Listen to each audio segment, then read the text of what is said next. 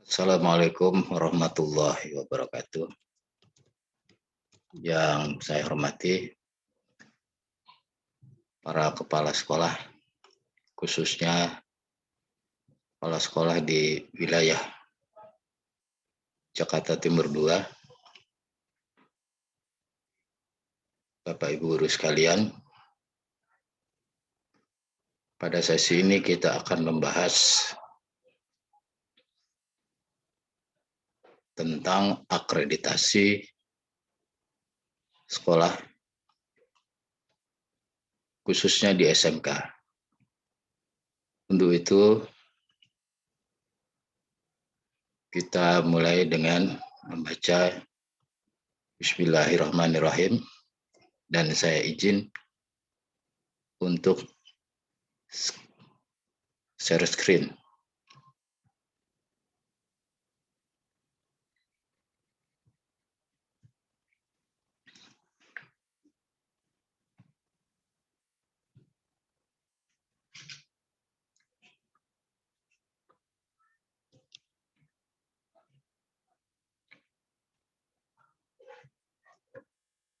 Bapak Ibu sekalian,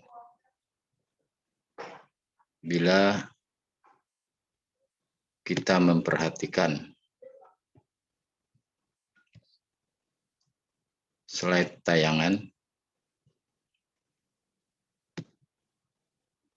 khususnya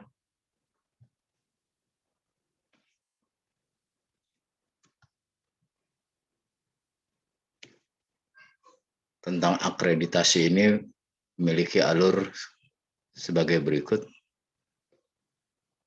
Pertama-tama diadakan sosialisasi tentang instrumen akreditasi satuan pendidikan dan pelaksanaan akreditasi. Lalu diadakan penilaian atau asesmen kecukupan sasaran akreditasi. Jika nanti dinyatakan layak untuk divisitasi, maka akan dilakukan visitasi ke sekolah. Namun, jika nanti dinyatakan tidak layak, akan diberikan pemberitahuan kepada sekolah untuk melakukan pengisian atau kekurangan-kekurangannya. Jika dinyatakan layak, maka dilakukanlah visitasi ke sekolah, bisa dengan daring maupun dengan luring. Setelah dilakukan visitasi ke sekolah, maka diadakan validasi dan verifikasi hasil visitasi.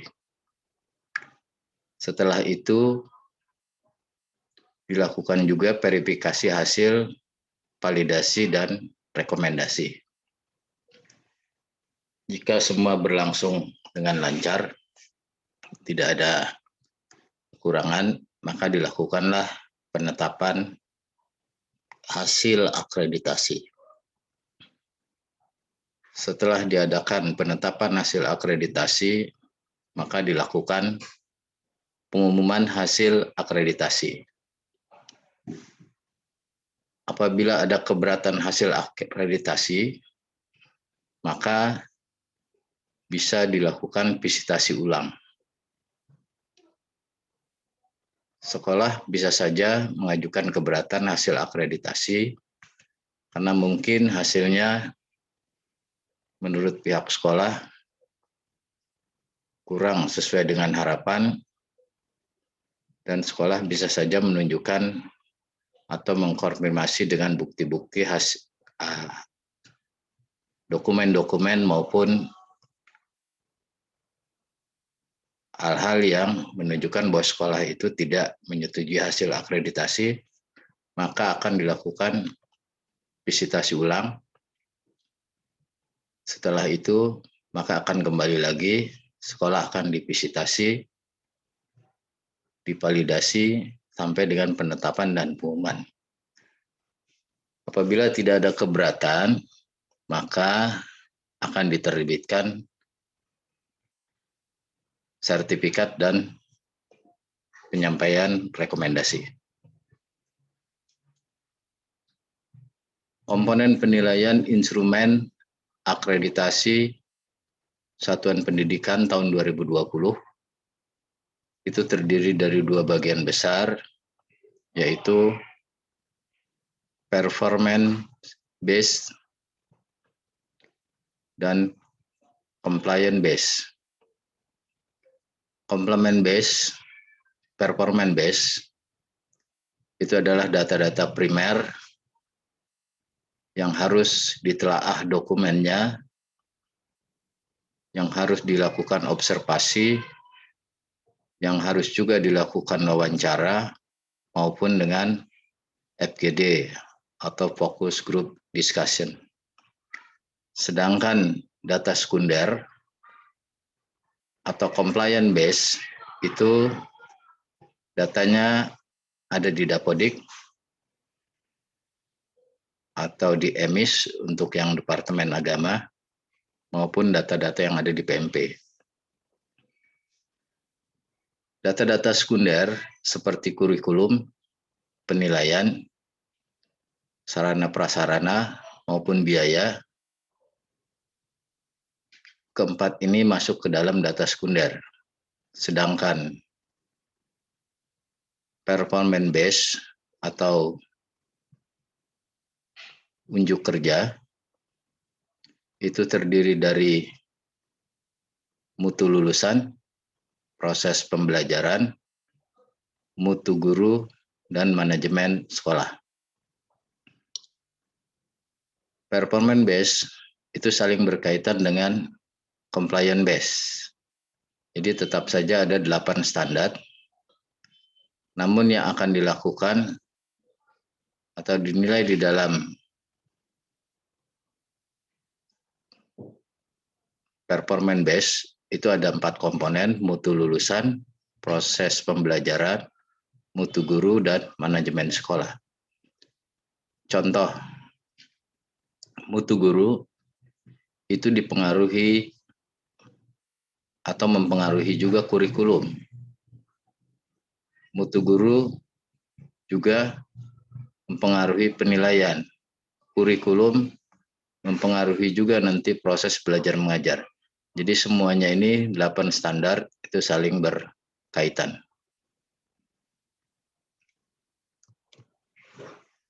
Kita lihat jumlah instrumen tahun 2019 ke bawah dengan tahun 2020 ke atas.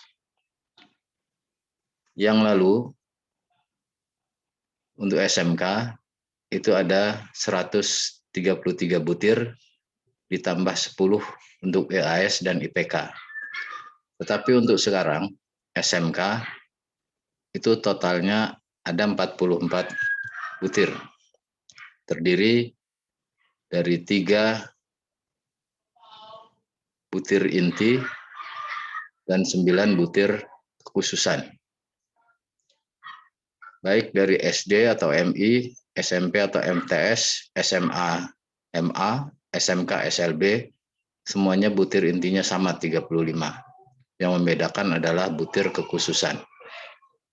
Untuk SD atau MI ada 1, sehingga jumlahnya 36. Untuk SLB 5, untuk SMK ada 9, sehingga untuk SMK itu lebih banyak butirnya, jumlahnya ada 44.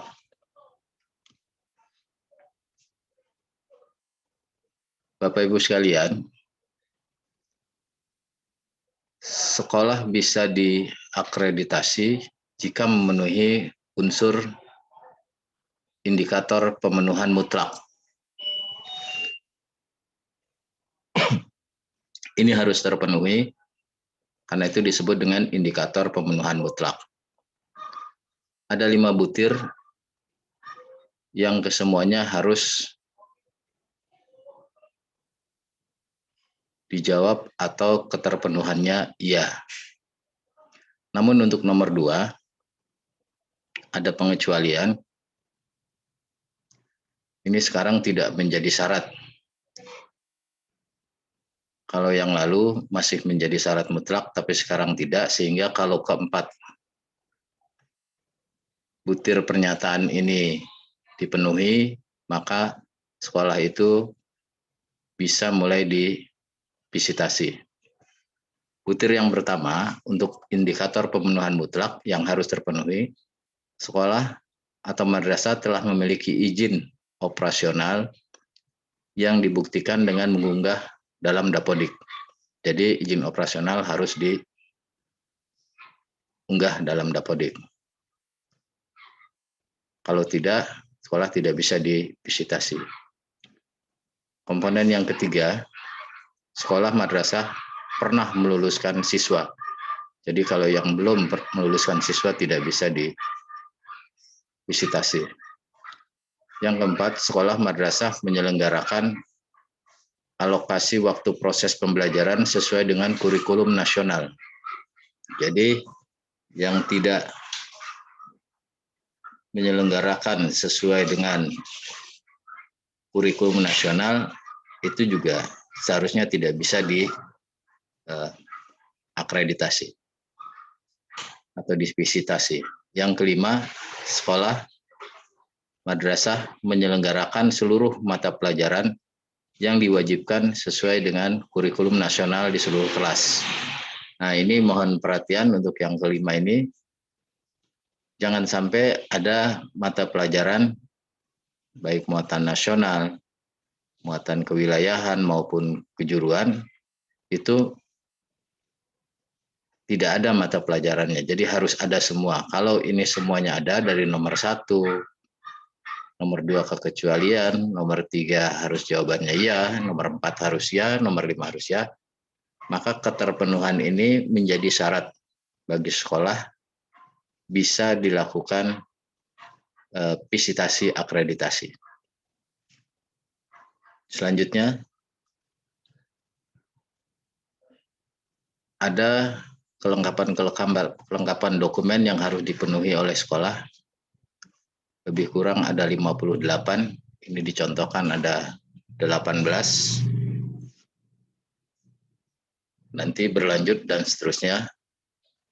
Kelengkapan dokumen tersebut diantaranya tata tertib, buku atau jadwal piket, catatan guru, jurnal kelas, laporan kegiatan, portofolio tugas, dan lain-lain. Kelengkapan dokumen nanti ini harus diupload pada saat sekolah mengisi dokumen-dokumen yang harus diupload di Sispena. Ini menjadi perhatian Bapak dan Ibu sekalian di satuan pendidikan, mengingat dokumen-dokumen ini tentunya akan banyak dan diupload dalam bentuk PDF. Ini saya contohkan, mungkin kurang jelas, nanti akan kita perjelas beberapa dokumen-dokumen dan nama dokumennya. Dan juga dokumen tersebut diupload untuk butir yang mana. Selanjutnya, tentang tahapan penskoran. Penskoran indikator pemenuhan relatif IPR 15%. Yang kedua, penskoran indikator kinerja 85%. Jadi nanti pada tahapan penskoran ini ada 10 komponen isian yang punya nilai kalau diisi semua dari 10, 1 poin bobotnya 4, maka 40. 40 itu kalau diisi semua, benar semua, bagus semua, level tertinggi, maka hasilnya dikalikan 15%. Yang kedua, penskoran indikator kinerja yang tadi ada 4 komponen, yaitu mutu lulusan, ada lagi proses pembelajaran, mutu guru, dan manajemen sekolah, yang jumlah butirnya 44 butir, itu nanti hasilnya dikalikan 85%. Sehingga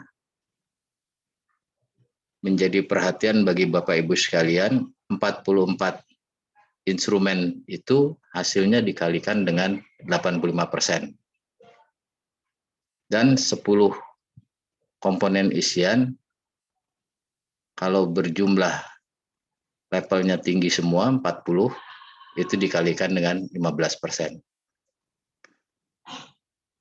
Kita lanjut. Untuk teknik penskoran, mungkin bisa dilihat sekilas saja, karena nanti akan Bapak Ibu sekalian akan saya berikan instrumennya, bahwa mutu lulusan, komponen mutu lulusan itu dari nomor 1 sampai nomor 11 untuk di butir inti. Ini jumlahnya 35 semuanya. Tetapi untuk SMK ada butir kekhususan yang menunjukkan ciri SMK-nya, yaitu di nomor 36 dan nomor 37. Ada 2, sehingga jumlahnya ada 13. Bobot komponennya 35. Untuk komponen proses pembelajaran, itu dimulai dari nomor 12 sampai dengan 18. Ada butir kekhususannya, 2 nomor, yaitu nomor 38 dan 39. Jadi jumlahnya 9 butir dengan bobot 29. Untuk komponen mutu guru, ada nomor 19 sampai dengan 22. Dan ada juga butir kekhususannya untuk SMK, yaitu di nomor 40. Sehingga jumlahnya menjadi 5 dengan bobot 18. Untuk komponen yang keempat, manajemen sekolah atau madrasah, nomor butirnya dari nomor 23 sampai dengan 35, dengan butir kekhususannya nomor 41, 42, 43, 44, sehingga jumlah butirnya ada 17. Sehingga seluruh keseluruhan butir ini, dari nomor butir inti, ini ada 35, butir kekhususannya ada 9 butir, sehingga jumlahnya semuanya 44 butir. Itu untuk butir-butirnya. Selanjutnya, ini yang saya katakan tadi, ada 10 butir pemenuhan relatif atau indeks pemenuhan relatif, yang ke-10 nilai 10 butir tersebut nilainya, jumlahnya nanti dikalikan dengan 15%. Contoh nomor 1, kualifikasi akademi guru minimum sarjana S1 atau diploma 4 atau D4. Jadi misalnya guru di sekolah Bapak Ibu ada 100 orang, maka kalau 90%-nya itu S1, itu levelnya bisa mencapai level 4. Tetapi kalau jika dari 100 orang itu ternyata 11 orang yang belum S1, maka artinya persennya adalah 89%, sehingga levelnya level 3.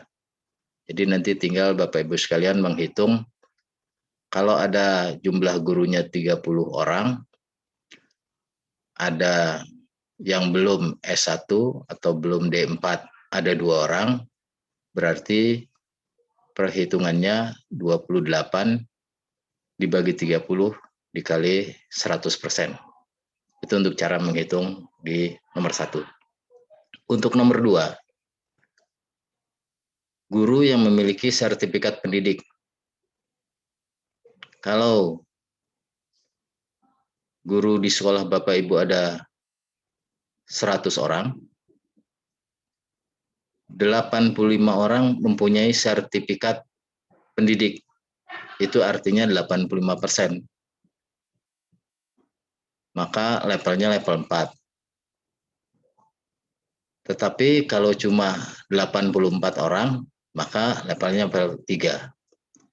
Bagaimana kalau jumlah guru yang di sekolah Bapak Ibu ada 30 orang? 2 orang belum mempunyai sertifikat pendidik, maka hitung-hitungannya 28 dibagi 30 dikali 100. Yang ketiga,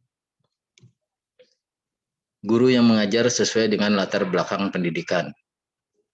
Kalau ada 100 orang guru di sekolah Bapak Ibu sekalian, punya latar belakang ijazahnya, misalnya bahasa Inggris dan dia mengajar bahasa Inggris, tentu itu dikatakan sesuai. Kalau 85 minimal sesuai, 15 tidak sesuai, itu artinya 85% sesuai. Dan itu bisa dimasukkan ke dalam level 4.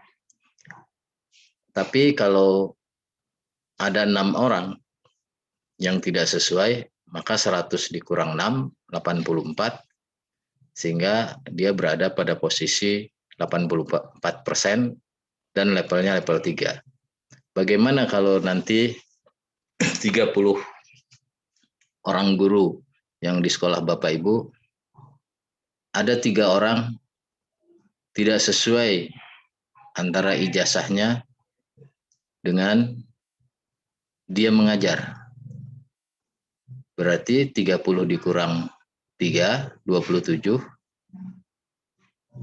27 dibagi 30 dikali 100%. Maka bisa diketahui berapa levelnya. Tentu saja ini semua harus didukung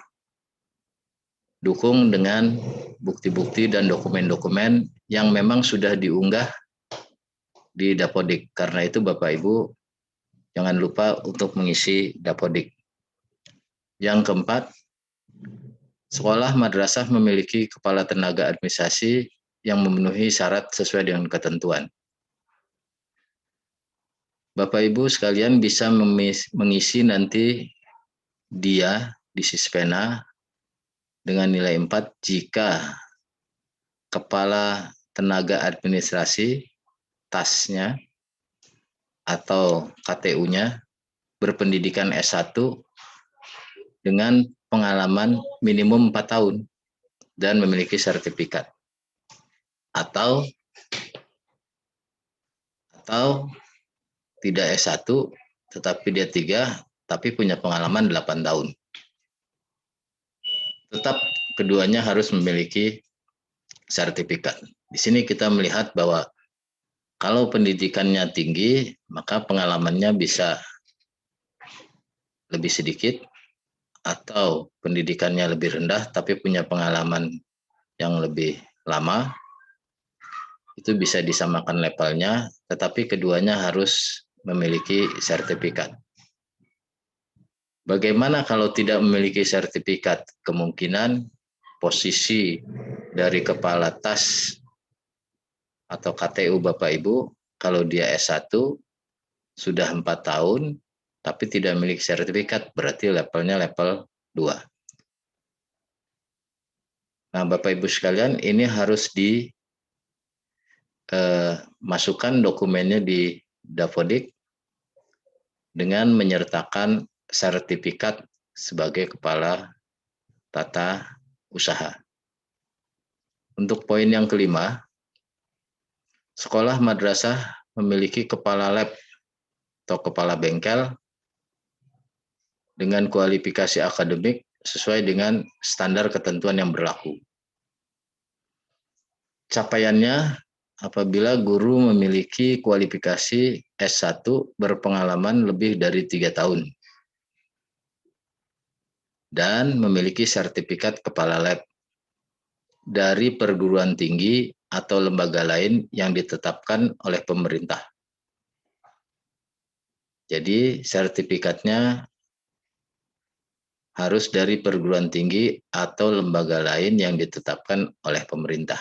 Misalnya P2 KPTK 2 maupun lembaga-lembaga pemerintahan.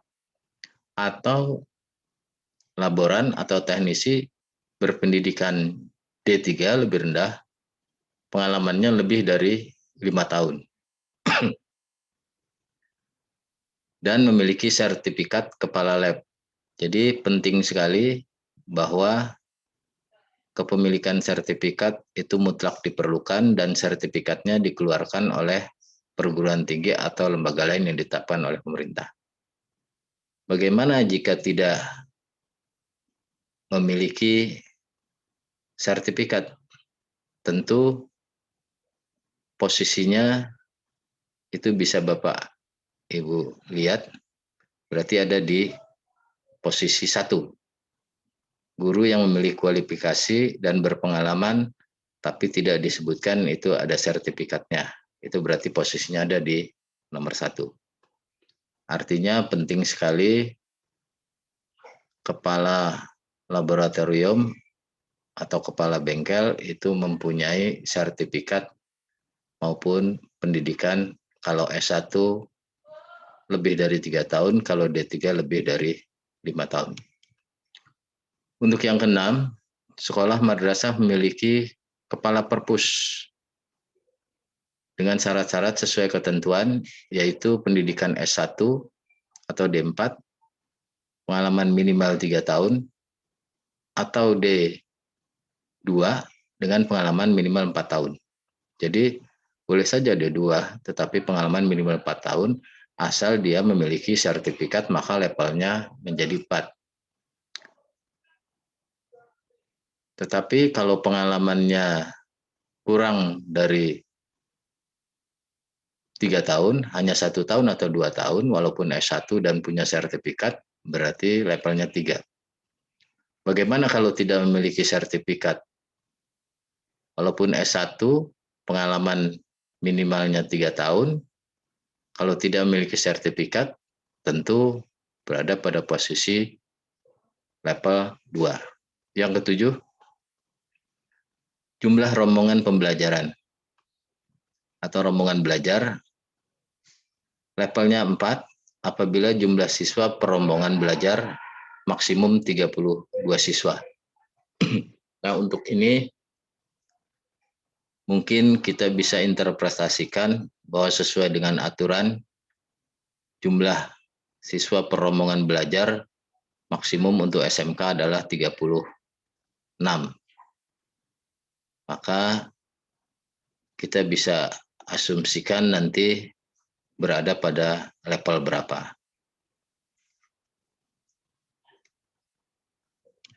Untuk yang ke-8, memiliki instalasi listrik dengan daya yang mencukupi kebutuhan. Apabila sekolah memiliki daya listriknya lebih dari 2.200 watt, maka levelnya ada pada level 4. Yang ke-9, ruangan penunjang yang cukup. Memiliki ruang kepala sekolah, SMK, ada ruang gurunya, ada ruang administrasinya, ada ruang UKS, ada ruang BK, ruang ibadah, dan ruang OSIS. Kalau di level 4 ini capaian relatifnya semua ada ruangan tersebut, maka levelnya bisa masuk ke level 4. Tetapi kalau tidak memiliki salah satu dari ruang kepala sekolah, guru, atau administrasi, maka levelnya 1. Kalau kita memperhatikan standar sarana prasarana, tentu ruang kepala sekolah untuk SMK minimal 18 meter, ruang ibadah 24 meter, ruang OSIS 12 meter. Namun di sini tidak disebutkan ruang penunjang yang cukup dan memenuhi ketentuan. Hanya disebutkan ruang penunjang yang cukup. Jadi jika sudah ada ruang-ruang tersebut, ada ruang kepala sekolah, ruang guru, ruang administrasi, UKS, ruang BK, ruang ibadah, dan OSIS, maka levelnya bisa level 4. Untuk yang 10, sekolah madrasah memiliki WC atau jamban. Minimum terdapat 1 unit jamban atau toilet untuk kurang dari 40 siswa pria. Jadi hitungannya tiap 40 siswa lelaki itu harus memiliki 1 unit. Sedangkan untuk wanita kurang dari 30 siswa wanita itu harus memiliki 1 unit toilet atau jamban. Jadi tinggal dijumlahkan saja kalau ada siswa Bapak Ibu katakan 140, 80-nya adalah siswa lelaki, maka memiliki 2 toilet minimal. Lalu 60-nya siswa perempuan, maka minimal juga mempunyai 2 unit toilet. Di sini dikatakan kurang dari 40 untuk siswa dan juga kurang dari 30 untuk siswa wanita atau perempuan.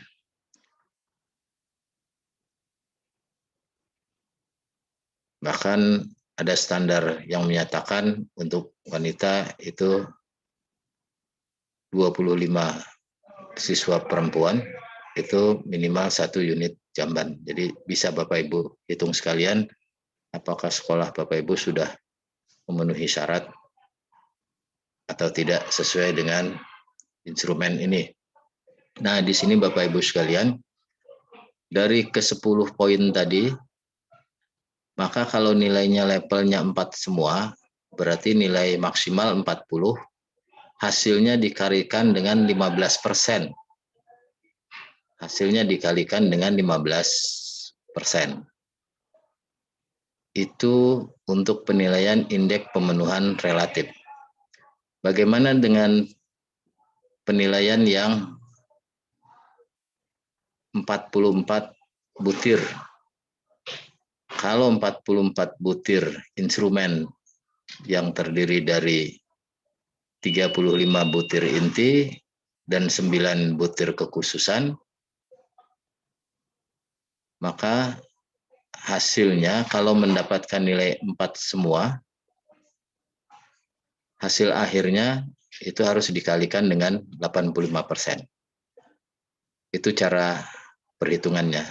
Yang Bapak Ibu harus perhatikan, indeks pemenuhan relatif ini yang ada 10 poin atau 10 butir, itu benar-benar harus dicermati karena ini pengisiannya ada pada pengisian Dapodik. Jadi Dapodik benar-benar harus diisi dengan sebaik-baiknya. Mungkin itu untuk sesi penjelasan 10 butir. Mari kita lanjutkan dengan penjelasan yang 44 butir atau instrumen akreditasi satuan pendidikan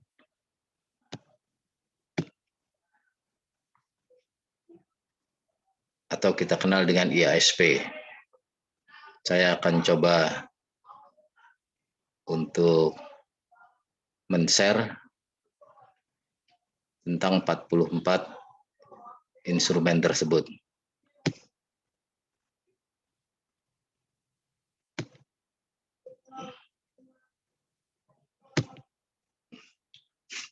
Bapak Ibu sekalian, ini adalah 4 komponen yang terdiri dari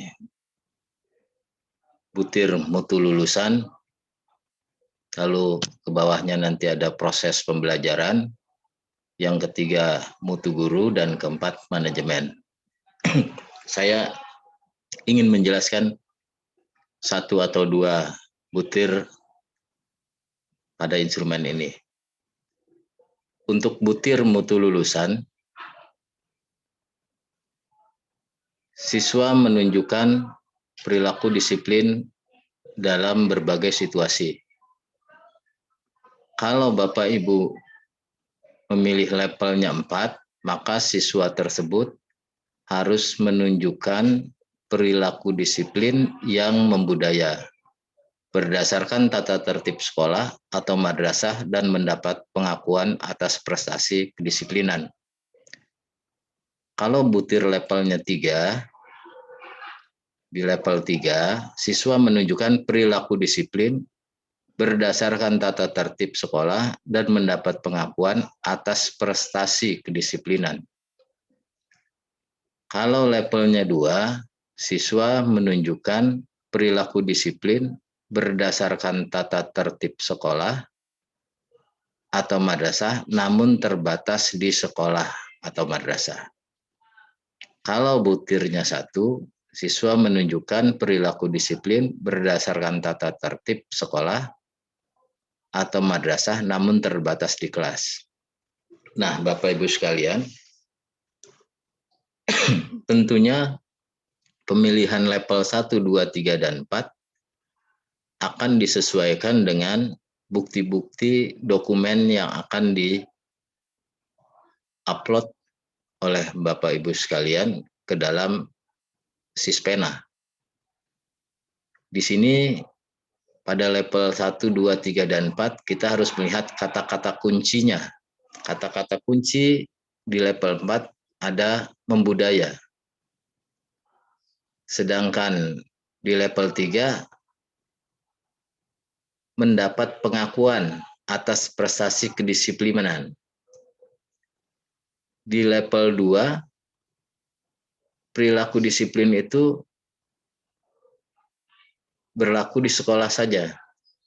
Tetapi level 1 adanya hanya di ruang kelas saja. Setelah anak ke ruang kelas tidak lagi disiplin untuk level 1. Jadi kalau di kelas dia disiplin, tapi setelah keluar dari kelas tidak disiplin, artinya levelnya level 1. Yang kedua, level 2, di sekolah anak-anak tersebut disiplin, tetapi begitu keluar sekolah itu sudah kurang disiplin lagi. Level 3, ada pengakuan dari masyarakat atau juga ada prestasi-prestasi pengakuan disiplin, ada sertifikat atau piagam penghargaan yang menunjukkan bahwa sekolah Bapak Ibu memang benar-benar disiplin. Bisa saja itu menjadi level 3. Lalu level 4, orang semua mengakui, baik di internal sekolah maupun di luar sekolah, bahkan sampai ke jarak yang jauh dari sekolah tersebut, orang mengakui bahwa sekolah Bapak Ibu memang masalah disiplin sudah menjadi budaya. Bapak Ibu bisa memilih levelnya level 4. Nah, pengakuan atau pemilihan level 4 itu tentu harus ditunjukkan dengan bukti-bukti. Bukti-buktinya apa saja? Bapak Ibu harus memahami apa sih yang dimaksud disiplin. Nah, ini semua mencakup nanti dalam bentuk disiplin waktu, berpakaian, kepatuhan terhadap aturan, lalu disebut membudaya terwujudnya tindakan yang menjadi kebiasaan sehari-hari secara konsisten dan berkelanjutan yang didasarkan pada nilai-nilai tertentu, misalnya nilai-nilai budaya Pancasila. Nah, pembuktian kinerjanya nanti seorang asesor akan melihat, akan mengobservasi. Observasi itu dilakukan untuk mengumpulkan data-data dan seorang asesor akan menuliskan nanti hasil observasinya. Benar nggak disiplin waktunya? Dalam hal apa? Kehadiran di sekolah, kehadiran di kelas, kehadiran dalam kegiatan ekstrakurikuler. Tentunya dokumen yang Bapak Ibu nanti akan upload harus mencakup komponen ini, disiplin waktu, yaitu tentang kehadiran di sekolah, di kelas, dalam kegiatan ekstrakurikuler. Yang kedua, seorang asesor juga akan melihat, akan menuliskan hasil observasinya sesuai atau tidak tentang kedisiplinan berpakaian. Dalam hal apa? Berpakaian seragam, kedisiplinan dalam berpakaian olahraga, kedisiplinan siswa berpakaian seragam lain yang ditetapkan, atau dalam hal memakai werpak atau praktek. Kalau Bapak Ibu nanti mengunggah dokumen, ya jangan sampai ada siswanya 36, 30 orang berpakaian olahraga, yang 5 orangnya ternyata di fotonya ada nanti yang tidak berpakaian eh, tidak berpakaian olahraga, sehingga hasil observasi berdasarkan foto-foto, kalau memang itu dengan daring, kan dokumen nanti yang dilihat, ke observasi dokumennya ternyata ada yang tidak berpakaian, tentu ini akan menghasilkan hasil observasi yang kurang. Lalu kepatuhan terhadap tata tertib sekolah bisa dilihat dari tata tertib dalam ruangan, di kelas, laboratorium, bengkel, workshop, perpustakaan, dalam kegiatan UKS, dalam tempat ibadah, maupun di kantin. Kepatuhan terhadap tata tertib di luar ruangan, lapangan olahraga, ini terhadap tata tertib. Kepatuhan terhadap tata tertib yang lain yang ditetapkan oleh sekolah, misalnya tidak merokok dan sebagainya. Nah, tentunya 3 komponen terhadap kedisiplinan waktu, berpakaian, dan patuh terhadap tata tertib nanti oleh Bapak Ibu harus dicermati. Kalau perlu Bapak Ibu menuliskan dulu ini hasil observasi Bapak Ibu sendiri, penilaiannya bagaimana, sesuai atau tidak. Karena seorang asesor nanti juga pada saat dia menilai tentu akan sama seperti ini. Lalu untuk telaah dokumen, jadi nanti juga Bapak Ibu akan mengunggah atau mengupload tentang kedisiplinan waktu tersebut, kehadiran siswa, disiplin hadir di kelas maupun kegiatan ekstrakurikuler tadi yang sudah saya sebutkan. Tentunya dokumennya harus diunggah, nama-nama dokumen ini.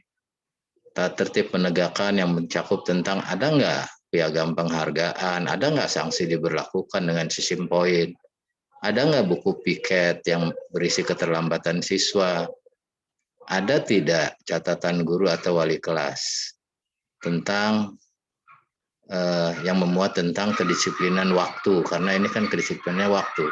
Nanti seorang asesor akan menulis berdasarkan dokumen-dokumen yang Bapak Ibu unggah ke dalam Sispena, akan di download oleh asesor, melihat, meneliti dokumen, ternyata hasil dokumennya karena Bapak Ibu misalnya mengunggahnya kurang, ya tentu nanti akan menjadi pertanyaan di wawancara. Misalnya Bapak Ibu tidak mengirimkan dokumen penghargaan atau tidak ada penerapan sanksi, sehingga nanti seorang asesor akan menanyakan apakah pernah dilakukan, apakah sekolah tersebut pernah mendapatkan penghargaan misalnya. Ternyata sekolah mengatakan iya pernah, tapi kok tidak ada dokumennya. Nah, artinya dokumen-dokumen itu harus benar-benar selengkap mungkin. Mungkin untuk disiplin saja bisa sampai 20-30 lembar yang harus dibuat dalam bentuk PDF. Lalu untuk dokumen,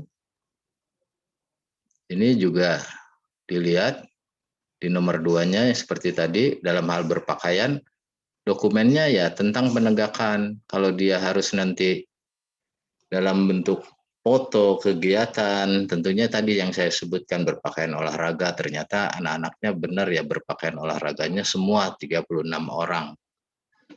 Itu, atau yang ditampilkan di foto jangan sampai ada ya nanti yang tidak berpakaian sesuai dengan pakaian olahraga. Nah, dokumen-dokumen ini tentu harus Bapak Ibu pikirkan.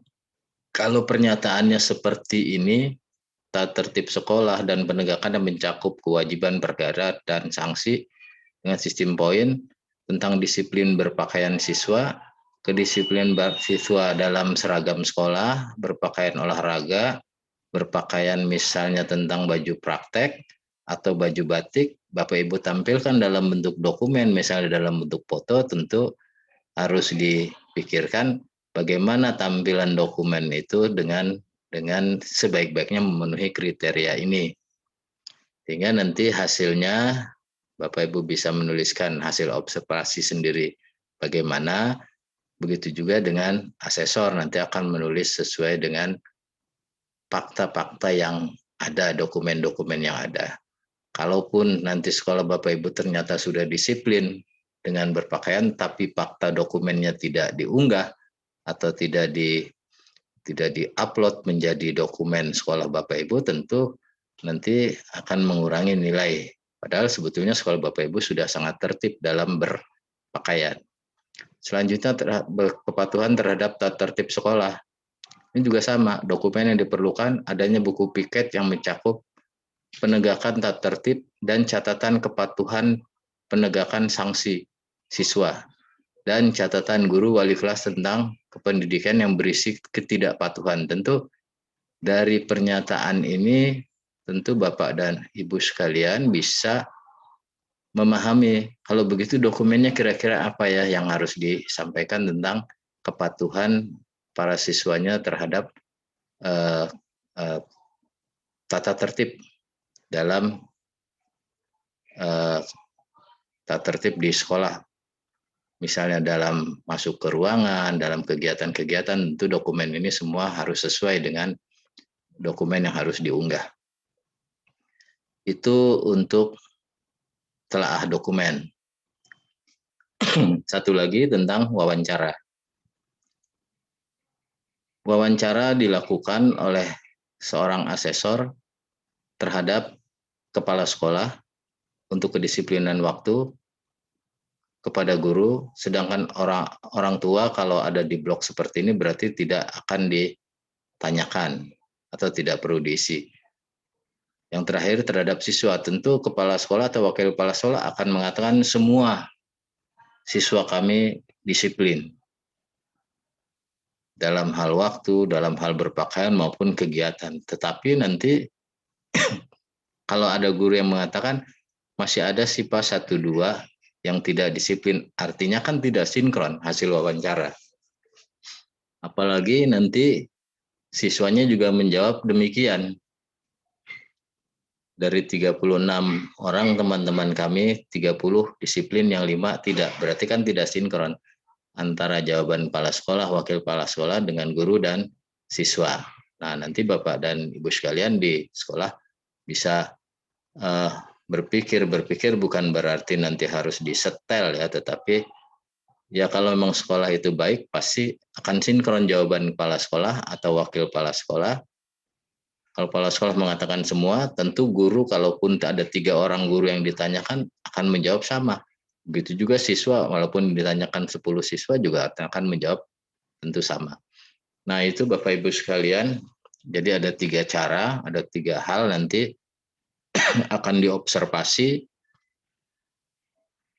observasi oleh asesor pada saat melakukan visitasi baik daring maupun luring.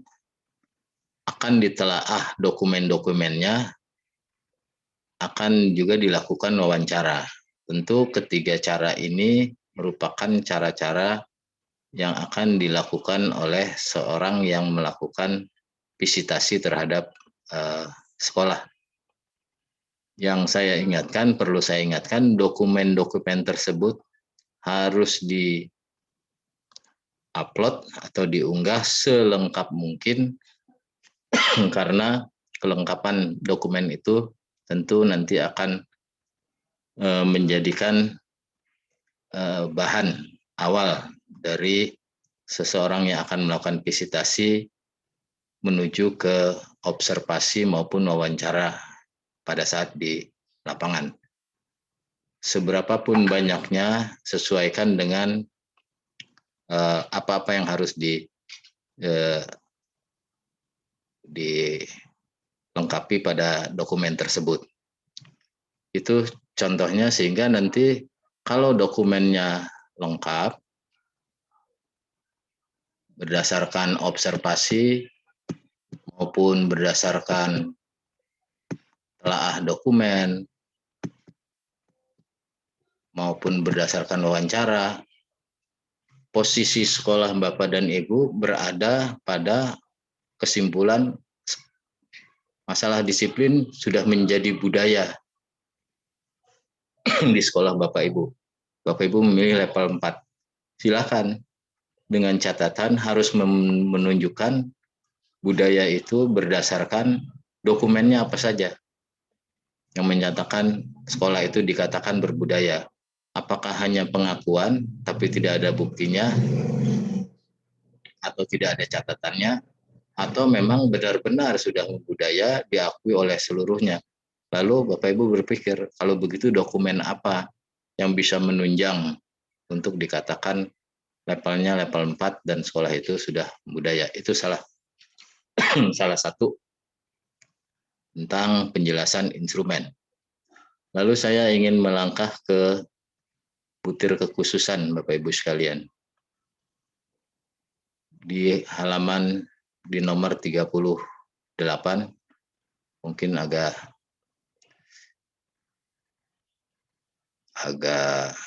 lama sedikit.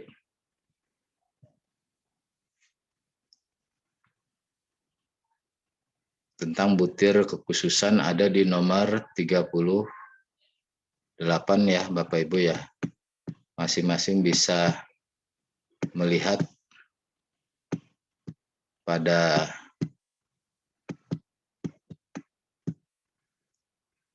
dokumennya masing-masing. Nomor 38 itu ada di halaman berapa?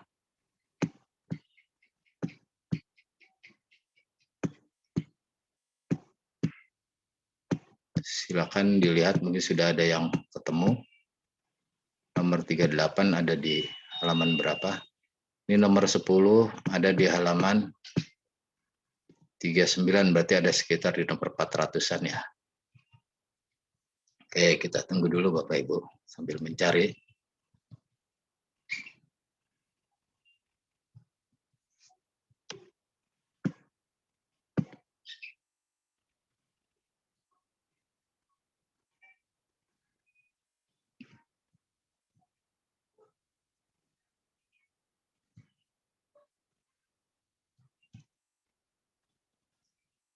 Ini baru nomor 26 ya. Kita cari.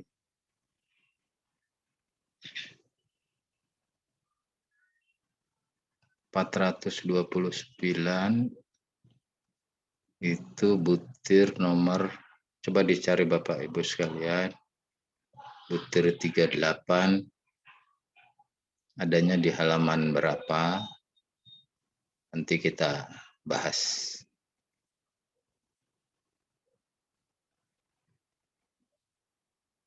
Ini baru sampai nomor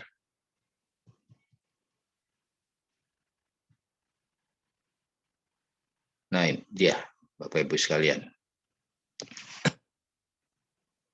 Untuk SMK tadi saya sebutkan butir kinerja kekhususan ada 9. Untuk mutu lulusan itu kalau tidak salah ada 2 nomor 36 dan nomor 37. Coba diperhatikan untuk mutu lulusan butir kekhususan SMK, lulusan tahun terakhir mempunyai sertifikat kompetensi sesuai dengan kompetensi keahlian. Kalau Bapak Ibu sekalian dari siswanya memperoleh sertifikat profesi itu dari pihak LSP P2 dan atau P3, maka otomatis levelnya 4. Tetapi kalau dari LSPP 1, maka mau tidak mau levelnya 3. Nah, ini sudah menjadi aturan ketentuan dari instrumen akreditasi satuan pendidikan yang dikeluarkan oleh BAN. Di sini disebutkan lulusan tahun terakhir memperoleh sertifikat, tidak ditanyakan berapa banyaknya, tetapi lulusan tahun terakhir memperoleh sertifikat kompetensi dari lembaga profesi pihak kedua atau pihak ketiga, maka otomatis levelnya 4. Tentunya dokumennya apa ya? Dokumennya harus sertifikat yang dilampirkan. Kalau masih LSPP 1, itu tentu nilainya 3. Demikian seterusnya bisa dibaca. Petunjuk teknisnya ini disebutkan sertifikat kompetensi itu apa, definisinya lembaga LSPP 1, P2, P3 itu apa, bisa Sedangkan UKK itu juga apa. Nah, lalu pembuktian kinerjanya tentu dokumennya laporan yang berisi lulusan terakhir yang mendapatkan sertifikat. Nah, ini dokumennya harus diunggah. Kalau memang dia LSPP 2, berarti sesuai dengan isiannya. Nanti asesor akan menulis hasil telah dokumennya, katakan sesuai yang didapatkan.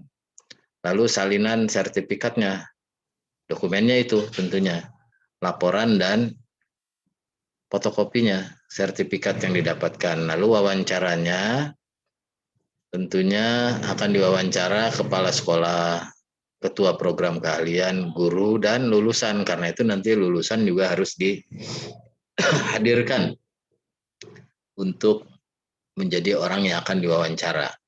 Lulusan terakhir mendapatkan sertifikat kompetensi, benar enggak kalau ditanyakan ke siswanya. Sehingga ini di dalam wawancara ini harus nyambung semuanya.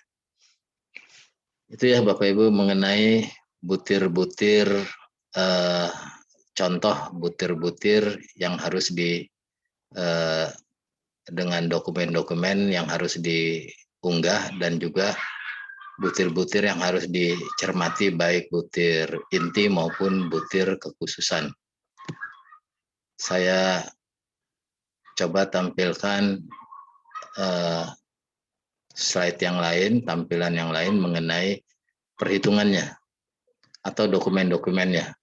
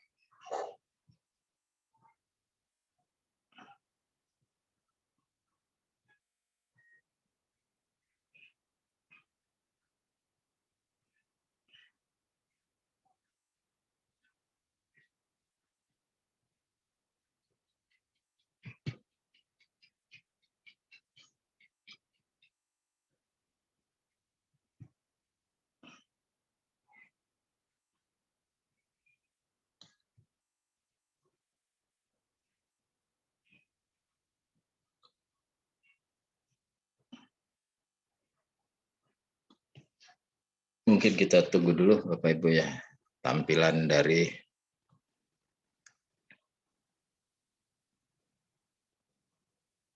ini dia. Saya akan tampilkan dengan diperbesar contoh-contoh saja. Umpamanya dokumen apa sih yang akan ditampilkan untuk butir 1 dan butir 3 yang berhubungan dengan butir 1 dan butir 3. Tentunya dokumennya judulnya tata tertib dan penegakannya yang mencakup hak, kewajiban, penghargaan, dan sanksi, dan lain-lain.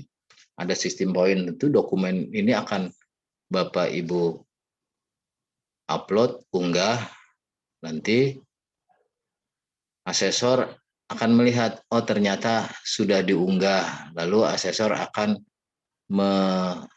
mendownload, melihat apakah dokumennya sudah sesuai atau tidak. Begitu juga dengan butir pertanyaan nomor 2. Ada nggak jadwal kegiatan keagamaan? Apa sih isinya? Ya Bapak Ibu lihat di butir nomor 2 dokumennya apa saja tadi yang harus dilihat, harus diunggah. Dan ini semuanya dalam bentuk PDF. Jangan sampai nanti ada dokumen yang belum diunggah, artinya belum dikerjakan. Kadang-kadang kepala sekolah sudah menugaskan para anggotanya dan mengatakan sudah Pak, sudah semua, tetapi seorang asesor bisa melihat nanti, oh ternyata tulisannya ini belum diunggah, berarti memang belum. Semua dalam bentuk PDF, bukan dalam bentuk file sharing. Misalnya dituliskan di Word, lalu dituliskan alamat sharingnya di Drive Google atau di mana, itu jangan seperti itu, tapi semua dalam bentuk PDF, di PDF-kan. Sehingga kalau sudah diisi semua, hasilnya ini sudah diunggah dan nanti seorang asesor bisa mendownloadnya. Ada berapa sih semuanya? Itu semuanya tiap-tiap butir punya dokumen yang harus diunggah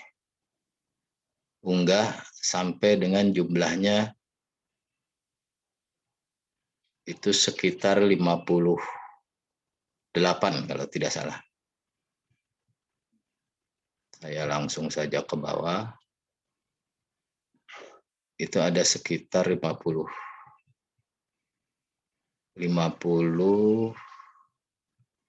ya 58. Terakhir itu nomornya 93. Kalau nanti ada dokumen yang berisikan pernyataannya atau pertanyaannya 3 tahun, ya harus dokumennya 3 tahun. Jangan sampai nanti hanya ditampilkan setahun. Kalau setahun bisa terjadi dibagi 3 nantinya, berarti 30%. Itu ya Bapak Ibu untuk apa namanya?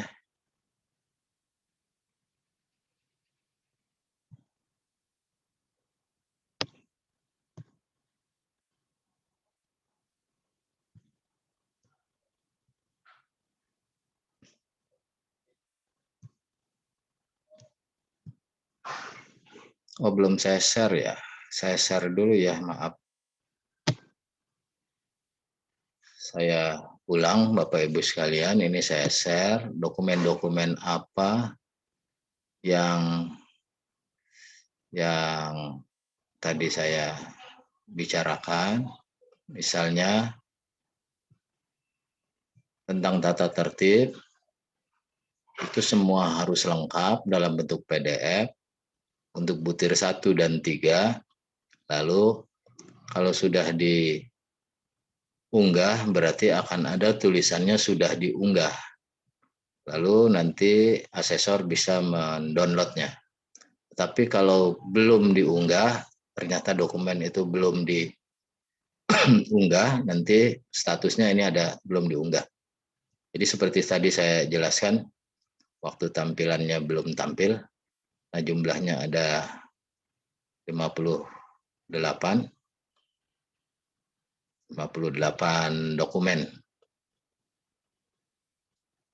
Nah, terakhir 57 dan 93, ini 58. Nah, ini jangan lupa nanti kalau ada pertanyaan misalnya dokumen RKAS tahun sebelumnya, berarti kan tahun sebelumnya harus ditampilkan. Ada pertanyaan misalnya 3 tahun, ya harus ditampilkan 3 tahun. Itu ya Bapak Ibu sekalian.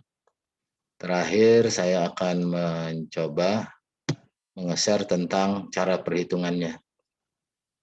Bagaimana cara perhitungan dari yang 10 pertanyaan tadi yang seharusnya sudah diisi di Dapodik, atau dengan isi lain indeks pemenuhan relatif yang jumlahnya 10, poin tertinggi kalau 4 semua levelnya berarti 40 dikali 45%. Kalau yang barusan instrumen-instrumen tadi yang ada 44 butir terdiri dari 35 butir inti dan 9 butir kekhususan.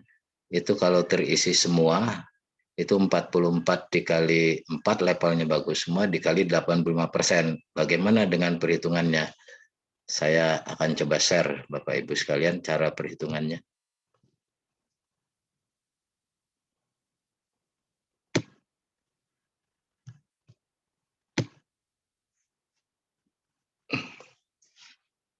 Ini ya Bapak Ibu sekalian, saya ambil dari yang kemarin, tahun kemarin saya akreditasi, masih di SMK Jakarta Timur 1. Contoh, untuk mutu lulusan itu ada 13, butir intinya ada 11, butir khususnya ada 2, 36. Katakanlah ini contoh, bukan aslinya ya. Untuk sekolah mengisinya dianya 44 semua. Di sini menulis 3. Ternyata asesor 1 sesuai dengan bukti-buktinya sama, tetapi bukti hasil pertanyaan, observasi, wawancara maupun telah dokumen nomor 372. Maka hasilnya katakan jumlahnya seperti itu. Nanti asesor kedua juga ada nilainya, belum tentu sama dengan asesor 1, tapi perbedaannya tidak akan terlalu jauh. Nah, ini nanti sekolah mengisi berapa nilainya, lalu asesor 1 dan asesor 2 mengisi, saya contohkan satu asesor saja.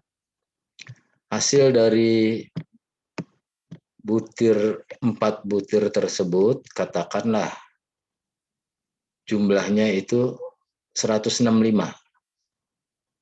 165 itu kalau 100%-nya 44 poin itu 93,75. Tetapi tak kalah dikalikan dengan 85%, itu menjadi 79. Jadi jangan sampai salah persepsi nih Bapak dan Ibu sekalian. Yang lalu itu begitu hasilnya 93 langsung A, tidak. Yang sekarang tidak. 93 dari 44 butir tersebut dikalikan 85 sehingga hasilnya 79. 79 kalau kita pikir kan masih peringkatnya di C. Karena peringkat tertinggi A-nya itu 91 sampai dengan 100, B-nya itu 80 sampai dengan 89, 81 sampai dengan 89, yang C-nya itu 71 sampai dengan 79, sampai dengan 80. Nah, sehingga posisinya ini kalau Bapak Ibu sudah merasa puas nilai 93, sebetulnya nilainya baru C, baru 79. Karena apa? Karena dikali 85%. Nah, bagaimana bisa sampai hasilnya 93? Yang 10 IPR tadi, yang pertanyaan-pertanyaan 10 indeks pemenuhan relatif, berapakah nilainya kalau nilainya semuanya jumlahnya katakan ada 39, berarti kan nilainya dikalikan 39 dibagi 40 dikali 15%, hasilnya 13,5, sehingga dari 44 instrumen yang nilainya 93 dikalikan dengan 85% hasilnya 79, dan 10 pertanyaan itu dapat nilai poin akhirnya 39 atau 97,5 dikalikan 15%, 13,5%, hasil akhirnya menjadi 93. 93 inilah baru masuk ke dalam peringkat atau akreditasinya A. Jadi yang ingin saya sampaikan kepada Bapak dan Ibu sekalian, 44 instrumen atau 44 butir itu, saya ulangi lagi, hasilnya dikalikan 85% dan 10 indeks pemenuhan relatif, 10 pertanyaan, kalau semua hasilnya nilainya 4, katakan 40, maka 40 per 40 dikali 15%, hasilnya 15, tapi karena ini dapat 39 dibagi 40 hasilnya seperti ini, baru ditambahkan hasil 85 ditambah 15 menjadi 93, baru inilah yang disebut hasil akreditasi.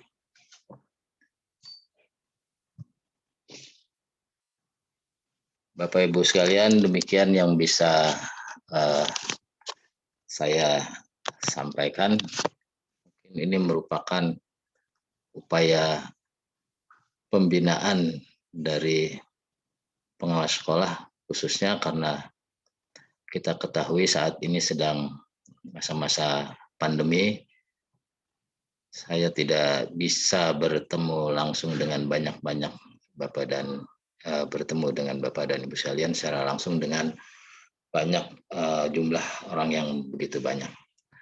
Namun inilah yang bisa saya sampaikan sebagai langkah pembinaan bagi SMK di wilayah Jakarta Timur 2.